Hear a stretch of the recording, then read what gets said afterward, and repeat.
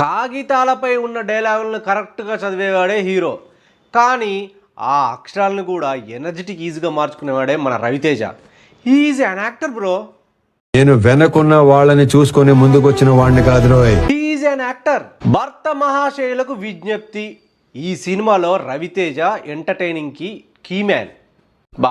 Acting అయితే చింపి పడేసిండు bro. మన రవితేజ మొహమాటం లేకుండా కొత్త వార్లతో సినిమాలు చేసి ఎక్స్పెరిమెంట్ చేస్తూనే ఉన్నాడు. మొండి నాయల్లాగా, గాలి ఎదవలాగా, అసలు భయమే లేని పెద్ద పోలీసోల్లాగా ఇట్లాంటి ఎన్నో క్యారెక్టర్లు తిప్పి తిప్పి కొట్టేసిండు.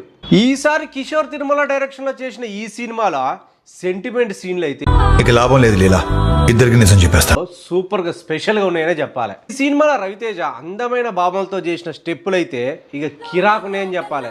ఈ నమ్మ రచ్చలేపినని చెప్పాలి. ఈ సినిమాలో విజువల్స్ అయితే చాలా సూపర్ గా ఉన్నాయి. రవితేజ లుక్ అయితే చాలా ఫ్రెష్ గా ఉంది. ఈ సినిమాకు బీమ్స్ సూపర్ మ్యూజిక్ ఇచ్చిండు. ఒక ఫోక్ సాంగ్ అయితే జనాలు థియేటర్ లో ఊగిపోయారు. ఈ సినిమా ప్రొడక్షన్ వాల్యూస్ అయితే సూపర్. హీరోయిన్లు అయితే అద్భుతం. డైరెక్షన్ కేకనే చెప్పాలి. లొకేషన్లు అయితే మహా అద్భుతం. మీసం తిప్పిన, గన్ను కాల్చిన, పంచు డైలాగులు చెప్పిన అందుకే రవితేజ పొజిషన్ కి అయితే ఏ రీప్లేస్మెంట్ లేనే లేదు. రవితేజ అంటేనే ప్రేక్షకులకి ఫుల్ మీల్ ఎంటర్టైన్మెంట్ అన్నట్టు.